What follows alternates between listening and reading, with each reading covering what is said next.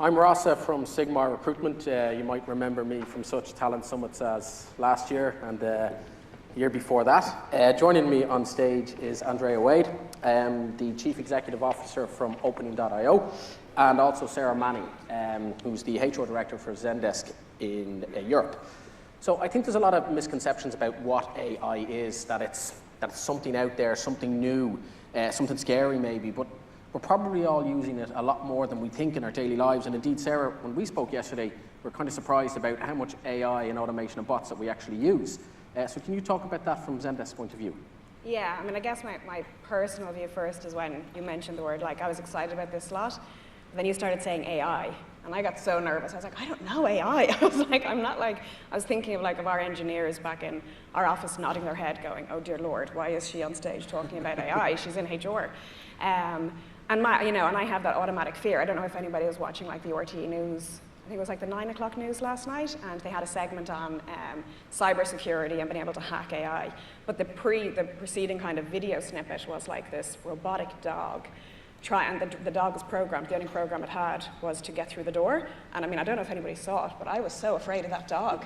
Like, he was like going for it, and like there was a guy standing in the background. And I think that's my default. Like, I do still think of like show my age now, like the Terminator 1 days of, thinking of AI and these robots that are like going to come out and kill us and take over the world. But I think, aside from that and reflecting actually, the reality is it's crept up on us, So I work for Zendesk now. We develop customer service software. So I'm surrounded by these like coders, developers, guys and girls developing, writing code, developing bots, doing all this for our software. And then we use it within HR. So we use kind of our Zendesk support product within our HR team. It's amazing. But I think when I think of it from the recruiting side, I was like, how much of it are we actually using? But then I think about, our ATS. So most companies will have, especially for us, we're doing such high volume recruiting at the moment. We need a really solid, applicant tracking system, and somewhere that's like user friendly, a cool system that kind of helps manage our candidates and is smart. So we've recently swapped out our ATS to a company called Lever. We're still trialing it. It's still early days, but the purpose of that software is that it's candidate centric. So it's the candidate lives in the software, and then as different jobs come up, they're auto matched to it. So reflecting actually, there's a lot of AI, which is automation technology that we're using day to day. And then similarly, even in our search, so our team, particularly for the developers and the engineering side, we need to search out talent. So I think a lot of what Rob said really resonates, but there's the other side of it, which is the hard to get talent.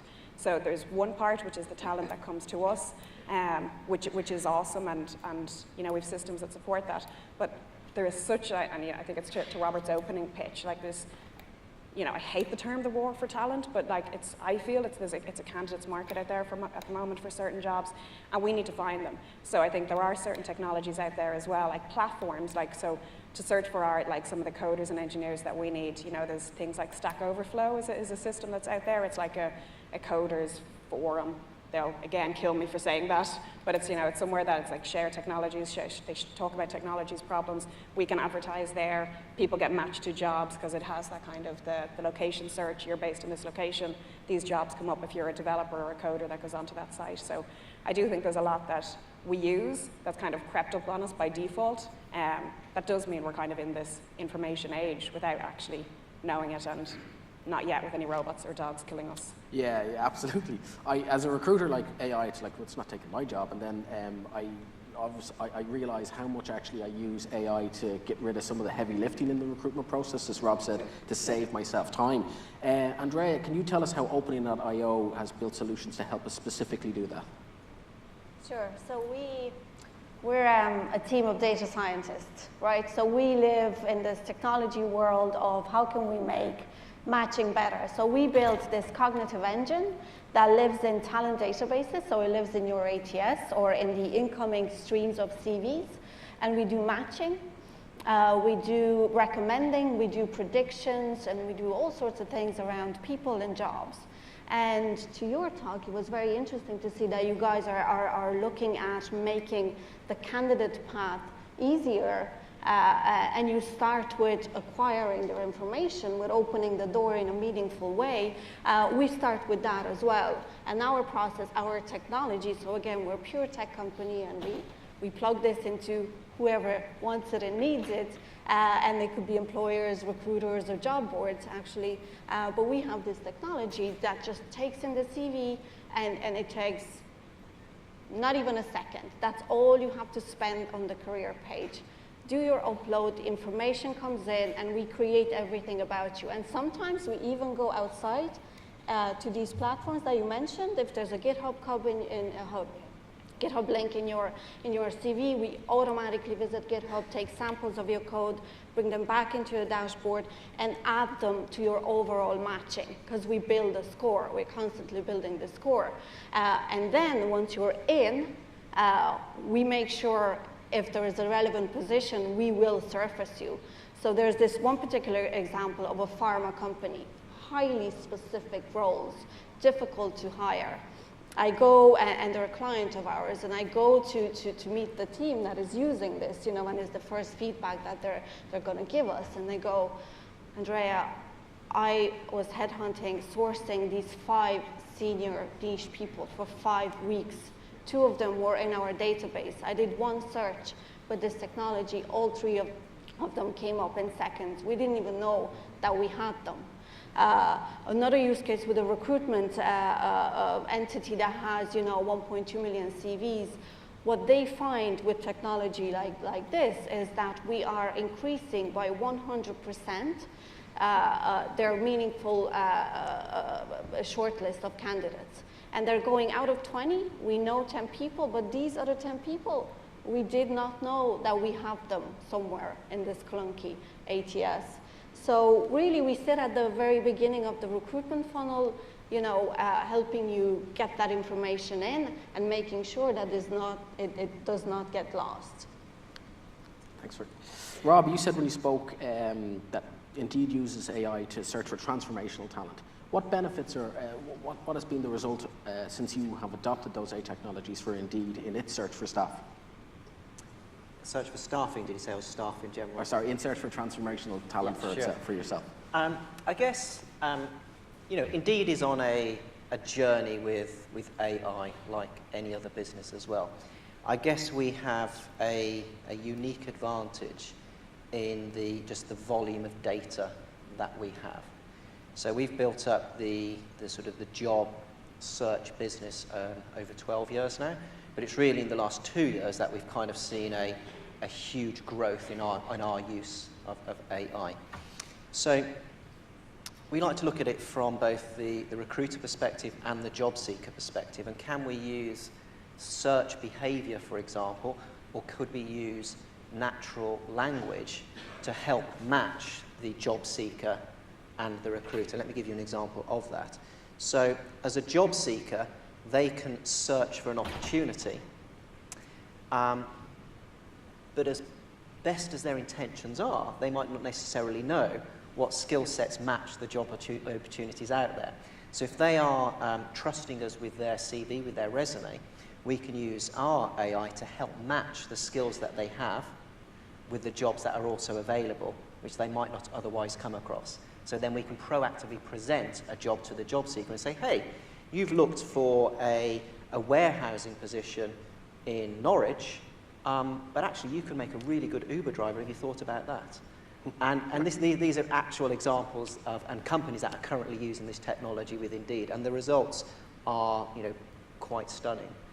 The flip side is, from a recruiter's perspective, we are currently testing this, whereby as a recruiter, you have a job live on the Indeed platform, and then we can proactively suggest resumes of candidates that have the right skill sets that meet that criteria, a little bit like what you were just saying, you're shortlisting and doing some of that heavy lifting for the recruiter. So that's kind of an example, 2 examples of how we're starting to use AI within our business.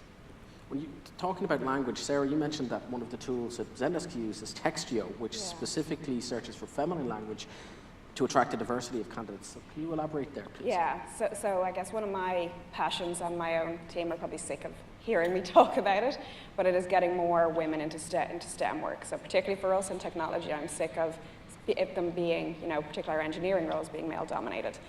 So one of the tools that I've come across that our recruiters are now using is Textio. So I have no affiliation with Textio. I'm not being paid by them, but seriously, check it out. It's software. They're maybe about 4 or 5 years old as a company now. But what Textio does is that I'm sure some people here are already using it or aware of it, but it's a really simple, takes a couple of minutes software. If you go to textio.com, you'll see your own company's result, basically. So each company is rated based on the language they're using in their job posting. So it has, I don't know, whatever the algorithms or codes that searches millions of online jobs postings. And then comes up with how feminine or masculine the language you're using in those jobs posting is, and then links that to it then predicts very accurately how many men are going to apply for your job versus how many women are going to apply for your job. So that for me is one of the most fascinating and enabling technologies out there today. And what it does, it gives you kind of a score in terms of generally the postings that you have online, how your company rates, but actually where it practically comes into use is you can upload a job spec onto Textio, and within seconds, it will give you an alternative job spec to make your language more gender neutral. So it's not, I probably say that it makes the language more feminine because typically language on job descriptions is more masculine language. But what companies like Textio have done is that they have tons of research to say that certain words turn females off applying for jobs. So when you enter your job posting, what it does is switch out certain words for more gender neutral words. I think there's words like competitive, assertive, things like words like that naturally I'd probably write and put in a job description, but they do turn certain people off. And actually I was reading last night just some research on the word ninja. Now that's very much a tech word, and there was, I think it was on Indeed actually, there was a survey done for the amount of job postings using the word ninja over the last, I don't know, I'm going to say 1,000% because I'm not so good at maths either, but it's increased ridiculously over the last number of years. They're saying come on, join us, be like a ninja on our team. And that actually is that's a massive turn off for women applying for jobs because there's such a male connotation with the word ninja. And I do think companies out there need to have that awareness because we often don't, and it is at that entry level. So for us, we have a, different, and this to change gender balance in STEM workforces is it's a huge undertaking, but I do think that at this entry point of attracting more women into technology-based roles, this is one of the things that we can do, and it's proven. And they have great data that support actually by swapping out these words, you will attract more women in. So no more ninjas, Johnny, wherever he is. So, question to all is that one of the disadvantages of using data in searches is that data is often corrupted. We have a automated, intelligent matching system that I never use because I know that people are the one who are coding it and they're lazy and they mightn't do it properly. So how do we avoid working with corrupted data? I can Okay. take that first. So we've learned this problem as we started building our tools, and we very quickly learned that the measure of our output is directly connected with the input. So we wanted to do cool matching technology and build all these algorithms that do things, and then we looked at sometimes the job descriptions that are very poor, or indeed the CVs, and we're like, well, okay, this doesn't work, now what? Or even the data extraction. So we had to take some steps backwards and kind of go, first of all, can we extract data better if it's there? Because sometimes that's the problem. Parsers, this, that. So, we now use deep learning to extract text from a document. But then we went even further. We said, okay, these are all these jobs. Can give you some, I don't know if you do this, but you guys have the data, which is really cool. So you have training on all these jobs. Why can't we just build a job recommender? Because we do this with CVs already. So we have learned that a good job description looks like this. And we have hundreds of thousands of our platform, you know, and we can just start suggesting. And we now have a little engine that actually suggests skills. You put in a job description and you can pick how many skills you want us to suggest, and we give you another 10, another 15, another 25. Because very often with niche roles, we don't even know how to write these job descriptions. What am I looking for? How do I talk about some space engineers who knows how to grow cucumbers? I don't know, I'm just, you know. So we had to, this is a legit question, and we had to look at it and go, how can we help to make data better in order for us to allow then automation to happen, and all these processes that we can do can be done in the best possible way.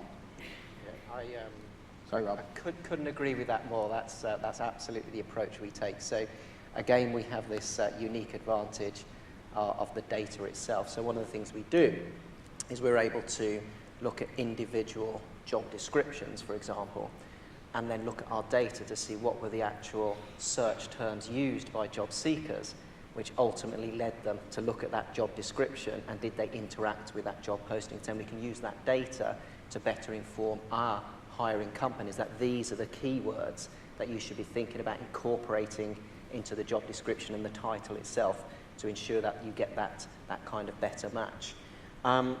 You know, another way we try and reduce bias ourselves is, again, to the point about, you know, who's designing these algorithms in the first place. Yeah. And that introduces an element of bias into the equation. There's been a lot of talk in the press recently with some other big technology companies in that area.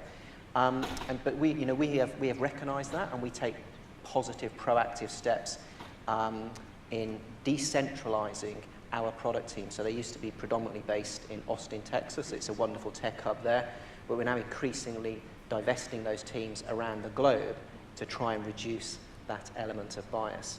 I guess my final comment there is, especially when it comes to women in the workforce, absolutely we need to avoid the use of ninjas. I couldn't agree more with that. No one searches for ninjas. We have lots of jobs for ninjas, but no one searches for ninjas. The data kind of proves that. Unless you're an actual ninja, maybe. Unless you are an actual ninja, yes. But one of the things that we have found is, particularly for returning women into the workplace after they perhaps had a family, is signposting to them that actually you do offer part-time work, for example. Because what we found a lot of the time is a lot of the jobs on Indeed, when it gets to the interview and offer stage, you can negotiate part-time hours. But of course then you're picking from a very much reduced candidate pool. So if you can signpost up front that you do offer flexible working, you will naturally increase the number of applications you perhaps get from more diverse members of the population. Bias is a really, really interesting point, because one of the main advantages of using AI is that it removes bias. But the amount of inherent bias out there is kind of scary. Andreea, you had said that you'd studied an algorithm that was fed information from printed books from when they were first printed right up to present day. And what were the findings, and how did that turn out? It was not pretty. So, you know, imagine all the knowledge that us as humanity have put together in books, and an algorithm let loose to read that and learn that. And then an algorithm that was asked, now write your own little book or answer some questions. Doctors were all men, you know, nurses were all, because of language, because it learned the language. And this is why what you said with Textio, it is so, so important. You know, men were going off to war in these little algorithmic stories, and women were having migraines and were wearing corsets, and I don't know what they were doing. You know, but it is, language is, it absolutely is important. You know, algorithms, they learn from data. I mean, I'll give you an example. If today, you're sitting in the HR department, you have a bunch of data scientists there, and you're going, right, can we look at historic data, the last 5 years, see who we hired, see who stayed with us, and who was promoted twice. Can we use that information to then link that up with incoming CVs and see, could we potentially predict who will you know, be a good hire, who will stay with us and whatnot. But if you are sitting in the HR department of Fox News, for example, I'll give an example because it's real, then you will see that your ATS, your intelligent, smart ATS, will start pushing women away, and you will only start hiring men, because that was the culture, that's how things happened in there, and that's the historical data that you're training these algorithms on, and maybe you're not even thinking about it. You just go, no, who was successful in the last 5 years? What are you talking about? So it's the bias, it's everywhere, and building, you know, what we do as well, just like you said, like, we're super aware of this. It's such a topic. It's a huge research topic. So we're constantly calibrating and recalibrating algorithms. And please do not think, you know, when you hear that algorithms, they just learn. They learn from the users. We're not there yet. It doesn't happen like that. It's not live. It's not, you know, it's a bunch of engineers looking at data and recalibrating things. But, you know, so we're okay, and there is hope, and we just need to be aware of all this. And just on that, Rob, you said that Indeed had surveyed 4,000 managers to identify traits or characteristics of high performers. But in the long term, is there not a danger that it will, you know, we just hire the same people all the time, the same type of people?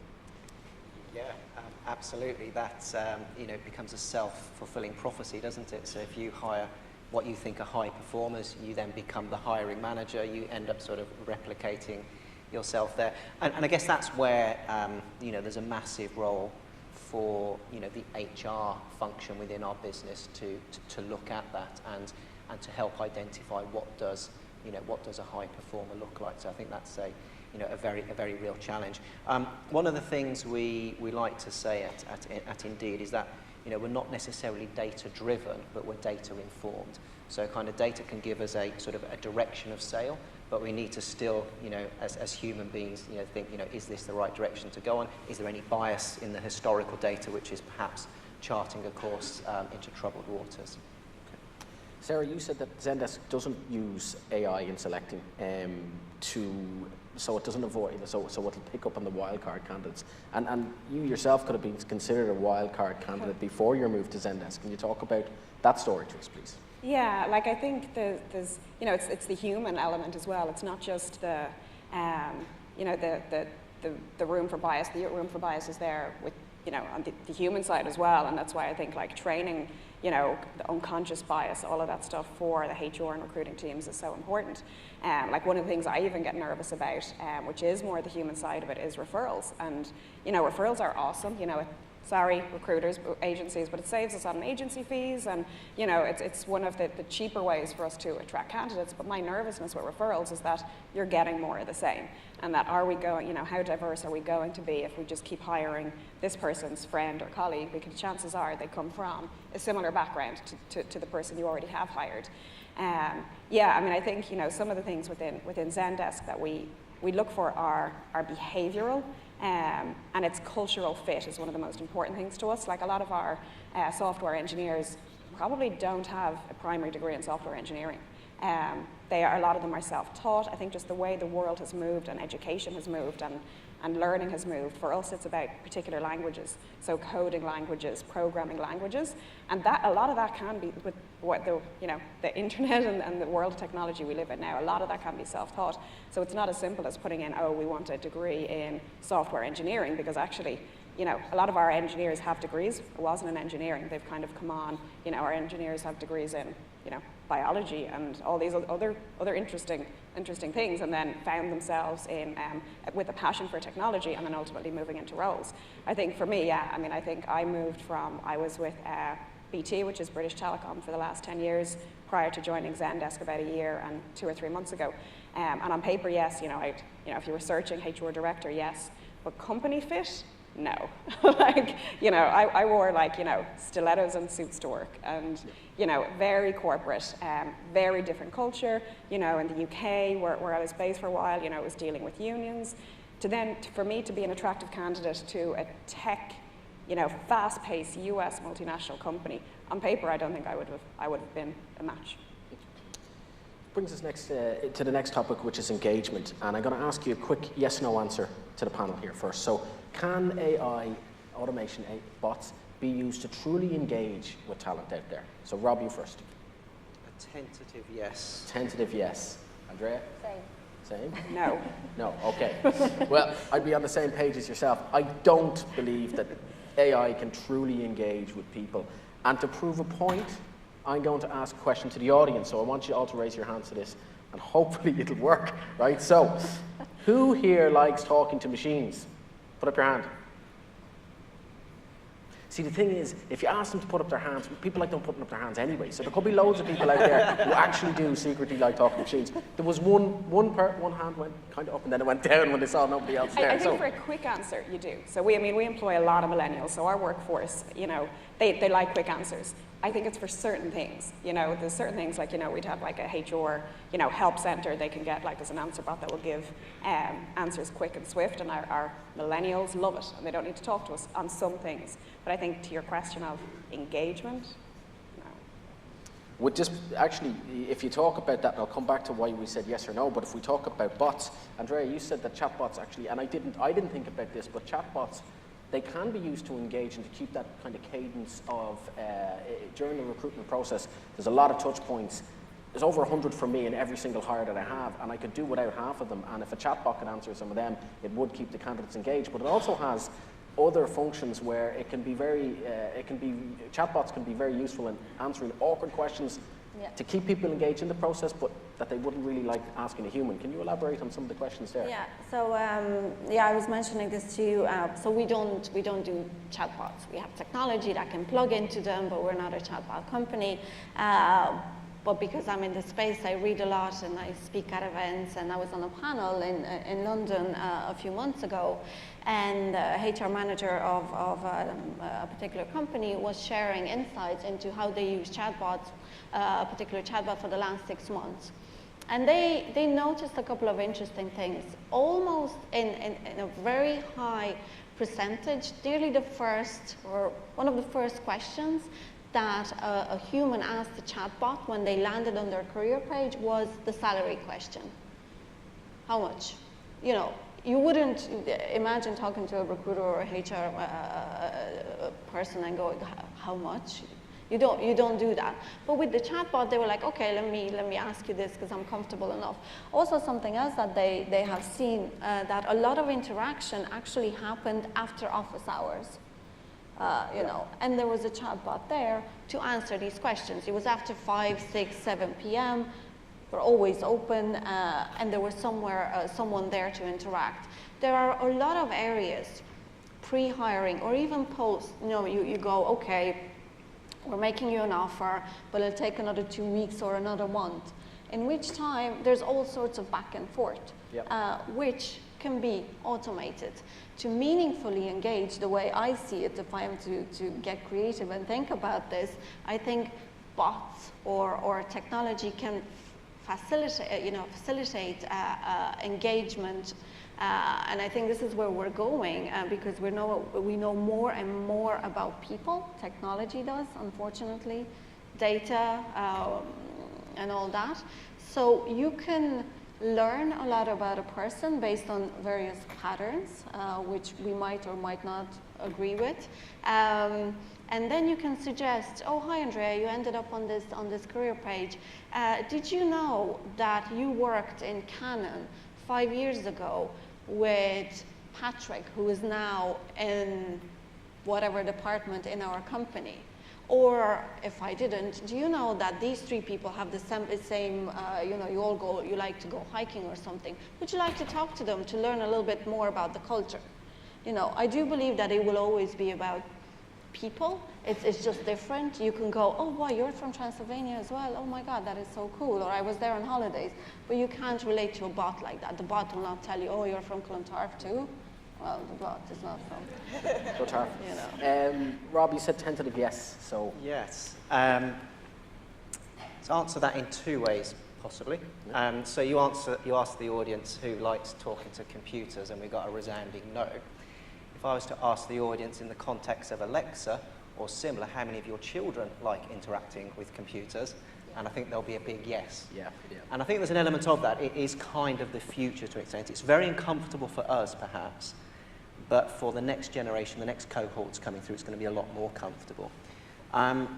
We don't use bots per se at Indeed, but we are increasingly using sophisticated assessments, particularly around helping to identify whether a candidate has the appropriate language skills. So we use natural language processing to engage with candidates, ask them a series of questions in their own language, and then the technology will evaluate the competencies of their language skills based on the words they're using, the order of those words, the cadence, the confidence. So that's kind of where we're at the moment. But yeah, it's for us, it's a no maybe at the moment, but for the future, I think it's a definite yes. I suppose from my point of view as a recruiter, in what I regard an engagement, actually getting to know a person, I would say no. And since all of my hires last year were proactive hires where I had to develop that relationship, search and selection AI can help, but that's the easy part. It's the engaging with humans or engaging with other people, which is a little bit more difficult. And our studies have shown in Sigmar that the main reason people join companies are the people that work in other companies. Which will bring me to my final question.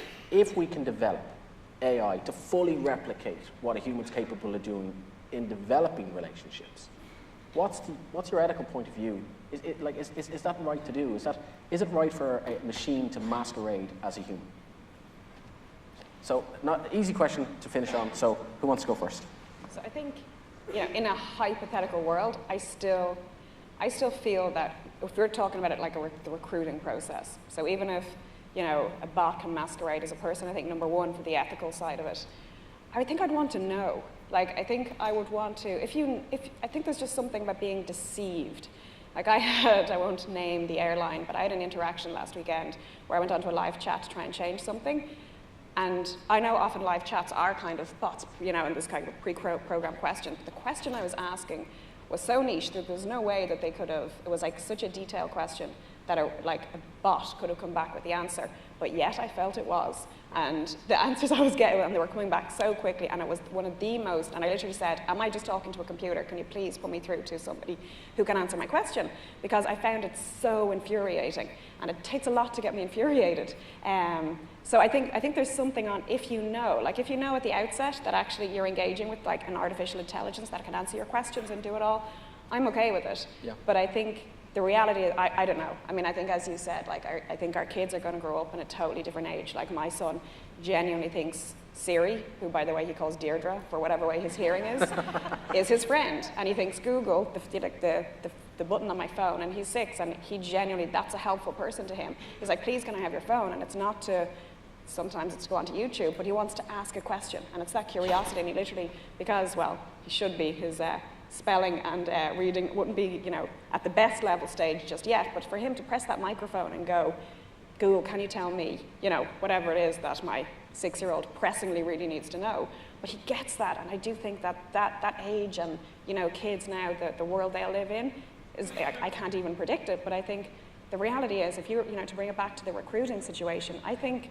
that, the engagement that you have with somebody to change job, for anybody, no matter what level it's at, it genuinely is a life-changing, it's a massive decision to make, and I think we owe it, in the recruiting and HR industry, we owe that person our level of respect to engage with them, to talk to them on a human level, and get them excited, to entice them to join your company and your culture. So I probably not really answered the question totally correctly, but I think that I'm not sure we will ever get to that point, and I don't think we should, because people join people. People join companies for the people they meet, and will work within those companies. Well, I fully agree. We're over time, and my human overlord is telling me that we have to cut it short there. So, guys, thanks to our guests, Rob, Andreea, Sarah. Thank you so much, people. Thank you.